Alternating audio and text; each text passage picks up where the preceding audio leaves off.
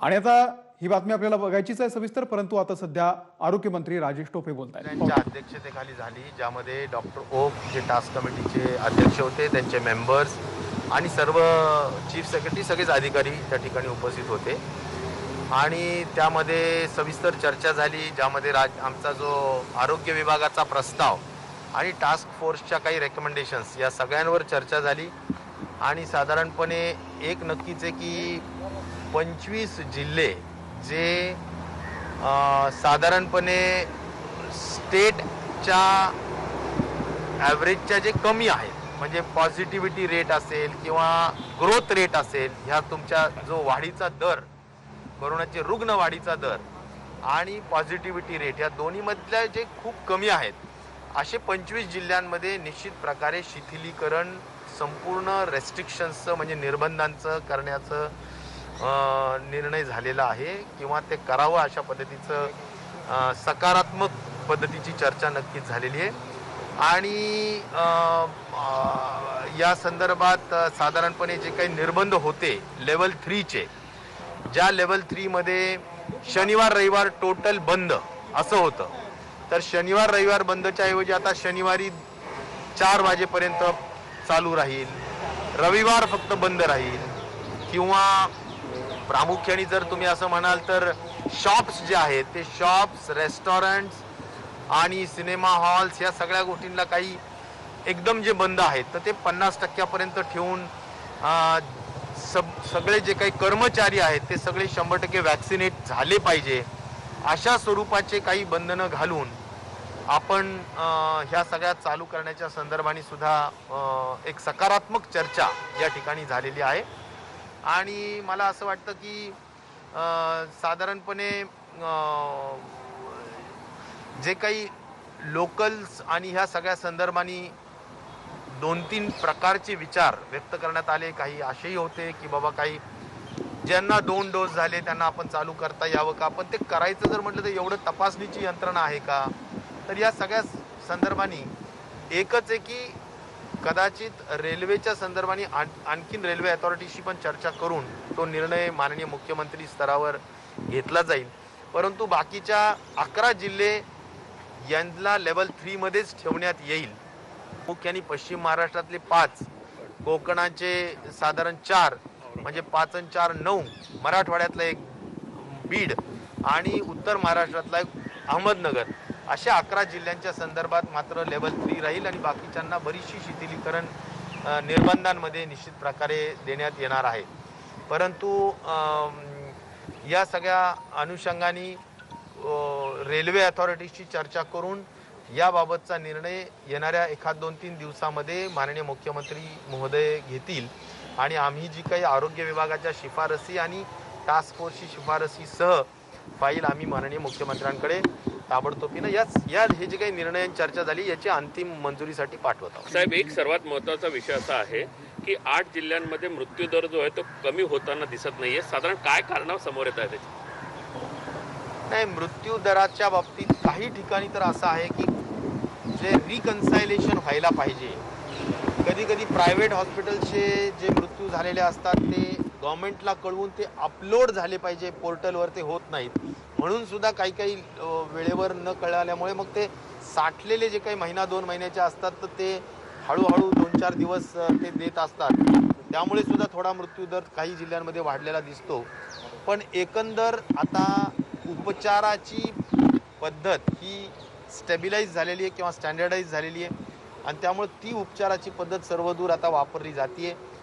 पुन्हा एकच महत्त्वाचं कारण असतं बऱ्याचदा मृत्यूदर जास्त वाढण्याचं की आपण लवकर निदान करत नाही, लवकर आपला म्हणजे अंगावर दुखणं काढतो, अर्ली डिटेक्शन होत नाही आणि लोकांना वाटतं की नाही हा साधा सर्दी खोकला असेल, थोडी ताप आली असेल, आपण जवळच्या कुठल्या तरी लोकल डॉक्टरला दाखवूया, टेस्ट नाही करूया, या सगळ्या गोष्टींमध्ये कदाचित वेळ घालवतात आणि म्हणून सुद्धा ह्या गोष्टी होतात. तर ह्या सगळ्या गोष्टींच्या संदर्भाने आपण बरेचसे ज्या बाबी आहेत ते सांगण्याचा प्रयत्न आपण निश्चित प्रकारे करतो. पण एकंदर जो मृत्यू दर आहे तो पूर्वी 2.38% होता, आता तो 1% 14 पॉईंटपर्यंत आलेला आहे. 11 जिल्ह्यांमध्ये पश्चिम महाराष्ट्रातले पुणे, सोलापूर, त्याचबरोबर सांगली, सातारा, कोल्हापूर हे 5 जिल्हे आणि कोकणातले रायगड, सिंधुदुर्ग आणि रत्नागिरी, त्याचबरोबर पालघर हे 4 जिल्हे आणि मराठवाड्यातला बीड आणि उत्तर महाराष्ट्रातला अहमदनगर असे 11 जिल्हे आहेत की ज्या 11 जिल्ह्यांमध्ये आपण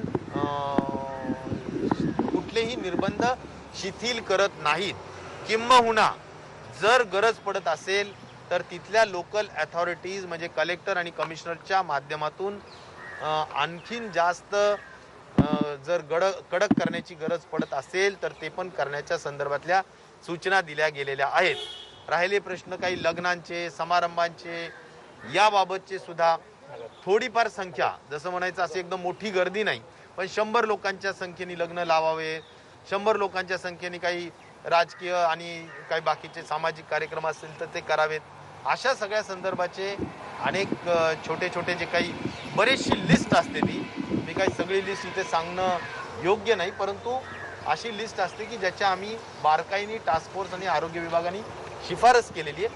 त्याच्यावर अंतिम मंजुरी माननीय मुख्यमंत्री आता या सगळ्या टास्क फोर्सच्या बरोबर चर्चा झालेल्या असल्या कारणाने आता त्याच्यावर आज किंवा उद्यापर्यंत निर्णय होईल. केंद्रीय पथक जे आहे ते केरळ जिल्हे सोडून इतर जिल्ह्यामध्ये केव्हापासून नियमावली शिथिल करणार वगैरे काय?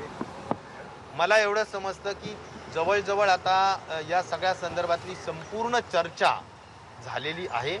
ज्यांचे सल्ले घ्यायचे ते सगळेच सल्ले झालेले आहेत. फक्त आता फाईलवर सही करणं बाकी आहे. फाईलवर सही माननीय मुख्यमंत्र्यांची झाली की त्या संदर्भातले ताबडतोबीनं GR लागू करण्यात येईल आणि मला अपेक्षित आहे 1-2 दिवसामध्ये होईल. तिसऱ्या लाटेच्या संदर्भात धोका आणि इतर जे काही बाजूचे MMR जिल्हे आहेत तिथं शिथिलता मिळणार.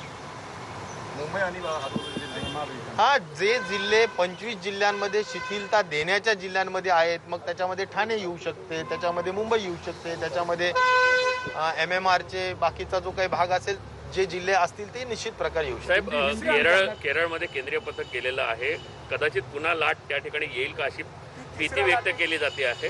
महाराष्ट्रामध्ये काय परिस्थिती राहील साधारणतः? कारण केरळमधून दुसऱ्या लाटेची सुरुवात झाली होती आणि आता आपल्याकडे देखील आली होती. आता काय परिस्थिती राहील? केरळमध्ये जी संख्या वाढते ही नक्कीच थोडी चिंता वाढवणारा विषय आहे आणि त्यामुळे आपल्याला एकच आहे की तिसऱ्या लाट कधी येईल, काय येईल, ह्यापेक्षा आपण तिसऱ्या लाटेला तयार राहावं या दृष्टिकोनातून आपली जी काही प्रिपेअर्डनेस आहे ते आपण करतो आहोत.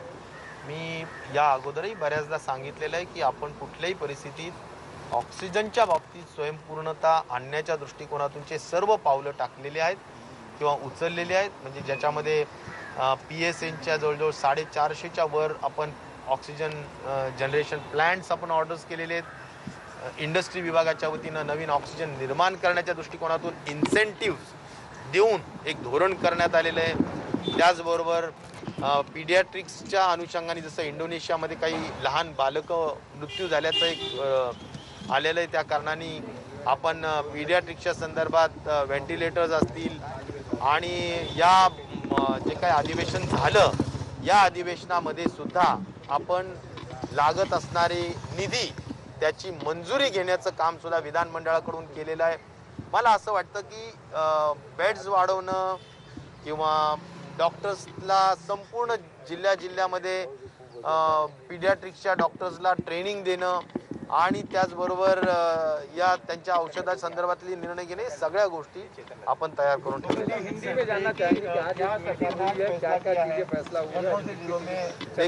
देखिए माननीय मुख्यमंत्री जी के अध्यक्षता में टास्क फोर्स और हमारे सभी अधिकारी, आला अधिकारी जो है हमारे आरोग्य विभाग के, उनके साथ डिटेल में मीटिंग हुई है और उस मीटिंग में सभी जो तज्ञ लोग हैं उन्हीं सभी का जो राय मशवरा है वो करके करीबन 25 ज़िलों में जहां पर स्टेट एवरेज से सब पैरामीटर्स नीचे है, जैसा कि पॉजिटिविटी रेट नीचे है, जैसा कि ग्रोथ रेट नीचे है, तो ये सभी 25 ज़िलों में अभी काफ़ी रेस्ट्रिक्शंस को ढील देने की बात निर्णय निश्चित तौर पर हुआ है और रहा सवाल 11 ज़िले जो कि पश्चिम महाराष्ट्र के यानी 5 ज़िले हैं, कोंकण के 4 ज़िले हैं और मराठवाड़ा का 1 है बीड और उत्तर महाराष्ट्र का 1 है अहमदनगर। ये 11 ज़िले अगर छोड़े तो बाकी सभी ज़िलों में टीयर यानी लेवल 3 जो था अभी लेवल 2 पे आएगा, जिससे कि शॉप्स में रेस्टोरेंट्स और बाकी के जैसा कि थिएटर्स है, अन्य जो भी रेस्ट्रिक्शंस में अभी बंद रहे थे वो उनको कुछ हद तक 50% या तक वो छूट देके यानी उनको उपस्थिति रख के हम उनको फिर शुरुआत करने का निर्णय होगा। और इतना ही नहीं तो खास तौर पर जो व्यायाम शाला है जैसा कि जिम्नेशियम हम कहेंगे तो उनको भी कुछ हद तक हम ज़रूर राहत उनको ज़रूर मिलेगी। ख़ास तौर पर अगर देखा जाए तो जो एयर कंडीशन हॉल्स होते हैं उसको डिस्करेज करने का एक विचार टास्क फोर्स ने भी रखा है और हम भी यही सोच रखते हैं कि एयर कंडीशन हॉल्स में बहुत ज़्यादा भीड़ नहीं होनी चाहिए। शादियों के लिए, पॉलिटिकल प्रोग्राम्स के लिए, अन्य लोगों के लिए भी कुछ लिमिटेशंस ज़रूर रहेंगे, जैसा कि 100 लोगों के बीच में ये होना चाहिए। ऐसे कुछ रिस्ट्रिक्शंस का जीआर माननीय मुख्यमंत्री जी की जो फाइल हमने भेजी है उनके मान्यता के बाद इसका जीआर 1-2 दिन में निश्चित तौर पर इशू किया जाएगा। लोकल ट्रेन को लेकर के या फिर वीकेंड लॉकडाउन को लेकर लोकल ट्रेन को लेकर के काफ़ी 2-3 राय उसमें रखी गई। कुछ लोग ये भी कह रहे थे कि थर्ड वेव अभी केरला में दिखाई दे रही है, अन्य देशों में भी दिखाई दे रही है, तो ये नहीं होना चाहिए।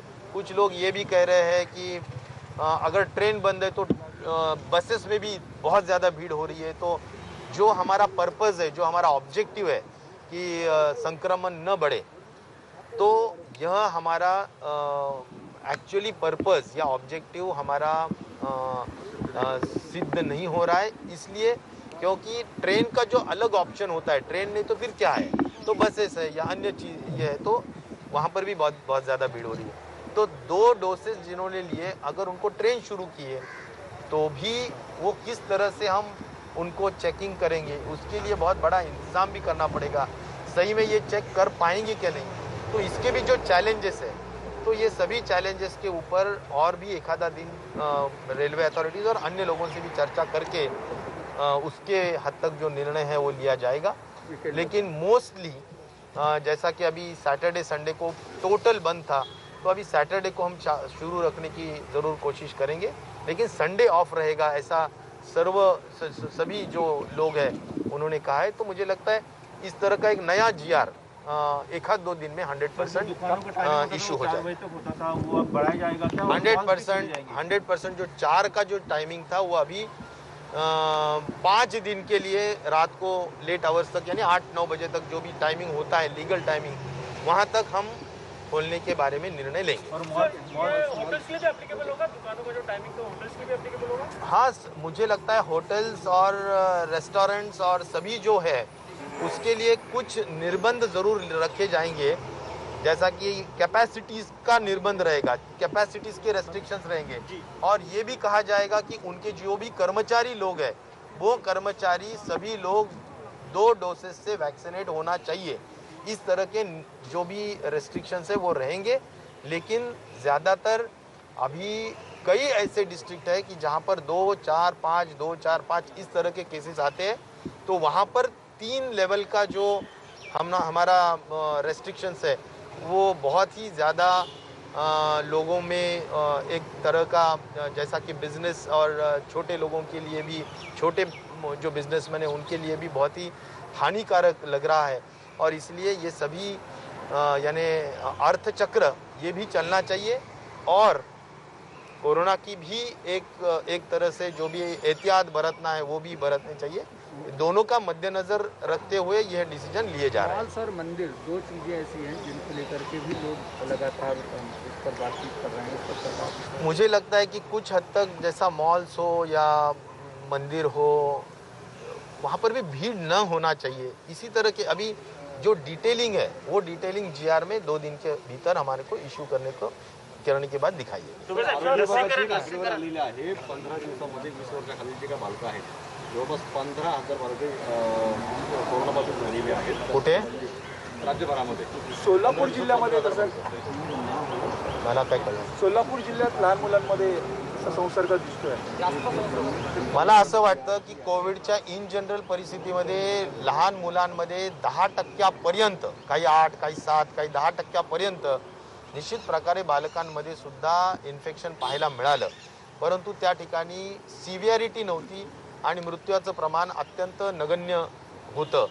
तर मला वाटतं की इन्फेक्शन होतं परंतु त्याची सिव्हिअरिटी राहत नाही एवढं मात्र नक्की आहे। त्याची काळजी घेण्याच्या दृष्टिकोनातून तिसऱ्या वेव्हच्या अनुषंगाने आपण भरपूर काळजी घेत आहोत। लसीकरण पूर्ण ठप्प झालेलं आहे, केंद्राकडून लसीचा पुरवठा होत नाहीये, या संदर्भामध्ये कमिटीची चर्चा झाली। लसीकरणाच्या बाबतीत मी पुन्हा एवढंच सांगेल की लसीकरण हे एकमेव कोविड अप्रोप्रिएट बिहेवियरच्या नंतर जर काही महत्त्वाचं असेल तर ते आहे लसीकरण, आणि त्यामुळे लसीकरणानेच आपल्याला हर्ड इम्युनिटी प्राप्त करता येईल, प्रतिकारशक्ती, सामूहिक प्रतिकारशक्ती निर्माण करता येईल, आणि ती आजच्या काळाची वेळेची महत्त्वाची गरज आहे। आणि म्हणून या संदर्भात आम्ही खूप आग्रही आहोत की लसीकरणाला गती मिळायला पाहिजे, आणि ती लसीकरणाला गती घेण्यासाठी आम्ही वारंवार केंद्राला विनंती करतो आहोत। इथलेही आमचे जे विपक्षचे अध्यक्ष आहेत त्यांनाही आम्ही विनंती करतो आहोत की आपण आम्हाला घेऊन चला आणि त्या ठिकाणी डेट घेऊन कुठल्याही परिस्थितीत या संपूर्ण लसीकरणाला गती देण्याचं काम आपण निश्चित प्रकारे करावं अशी आग्रहाची विनंती आम्ही केलेली आहे। मला विश्वास आहे की लवकरात लवकर या बाबतीत जो काही असेल तो सकारात्मक निर्णय होण्याच्या दृष्टिकोनातून आपण प्रयत्न करत आहोत। स्विमिंग पूल आणि मंदिरांसंदर्भात काही चर्चा झाली का? काही निर्णय होणार दिसत? मला वाटतं फार बारकाईने ज्या गोष्टी छोट्या गोष्टी असतील ना त्याच्या बाबतीत जीआर मध्येच वाचावं असं मला वाटतं। Thank you sir. तर आरोग्यमंत्री राजेश टोपे हे सध्या बोलत होते। लोकल सुरू करण्याचा निर्णय सध्या तरी घेतलेला नाहीये असं टोपे यांनी सांगितलेलं आहे, पण अनेक ठिकाणी शिथिलता आलेली आहे। निर्बंध शिथिल होणाऱ्या 25 जिल्ह्यांमधील दुकानं, हॉटेल्स आणि थिएटर्सला आता दिलासा मिळालेला आहे। दुकानं, हॉटेल्स, रेस्टॉरंट रात्री 8 पर्यंत सुरू ठेवण्याचा विचार असल्याचं टोपे यांनी सांगितलेलं आहे। शनिवारी देखील दुकानं सुरू राहतील, रविवारी बंद राहतील, रेस्टॉरंट सुरू ठेवण्याचा सुद्धा विचार आहे असं सुद्धा टोपे यांनी सांगितलेलं आहे। हॉटेल्स, दुकानांमध्ये काम करणाऱ्यांना लशीचे 2 डोस घेणं हे आवश्यक असल्याचं सुद्धा त्यांनी सांगितलेलं आहे। पण सगळ्यात महत्त्वाचा निर्णय म्हणजे लोकल सुरू करण्याबाबत सध्या कोणताही निर्णय झालेला नाही। त्या संदर्भातला निर्णय येत्या 2-3 दिवसांमध्ये होऊ शकतो। सध्या रेल्वे अधिकारी किंवा रेल्वे खात्याशी त्या संदर्भामध्ये बोलणं सुरू असल्याचं सुद्धा त्यांनी सांगितलंय। बोर्डाशी चर्चा करून आपण निर्णय घेऊ असं सुद्धा त्यांनी म्हटलेलं आहे।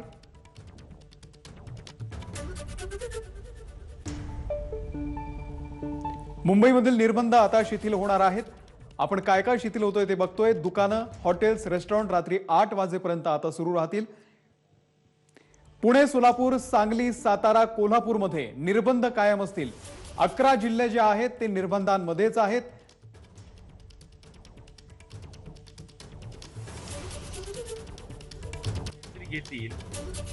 पुणे, सोलापूर, सांगली, सातारा, कोल्हापूर या ठिकाणी सुद्धा निर्बंध कायम असतील। रायगड, पालघर, सिंधुदुर्ग आणि रत्नागिरी हे 11 जिल्हे यामध्ये निर्बंध कायम असतील। बीड, अहमदनगरमध्ये सुद्धा निर्बंध शिथिल नाहीच। या 11 जिल्ह्यांमध्ये निर्बंध शिथिल होतील अशी बोललं जात होतं, परंतु त्यामध्ये कुठलीही शिथिलता नाहीये। तर कोणत्या जिल्ह्यांमध्ये दिलासा मिळालेला आहे ते आपण बघतोय। मुंबई, ठाणे, नाशिक, नागपूर, औरंगाबाद, अकोला आणि अमरावती या जिल्ह्यांना आता दिलासा मिळालेला आहे। नांदेड, परभणी, उस्मानाबाद, लातूर, जालना, हिंगोलीमध्ये निर्बंध शिथिल होणार आहेत। हे 25 जिल्हे आहेत ज्यांना दिलासा मिळालेला आहे, आणि या संदर्भातले सविस्तर जे डिटेल्स आहे ते एका 2-3 दिवसांमध्ये आपण देऊ असं सुद्धा राजेश टोपे यांनी सांगितलं। एबीपी माझा, उघडा डोळे बघा नीट।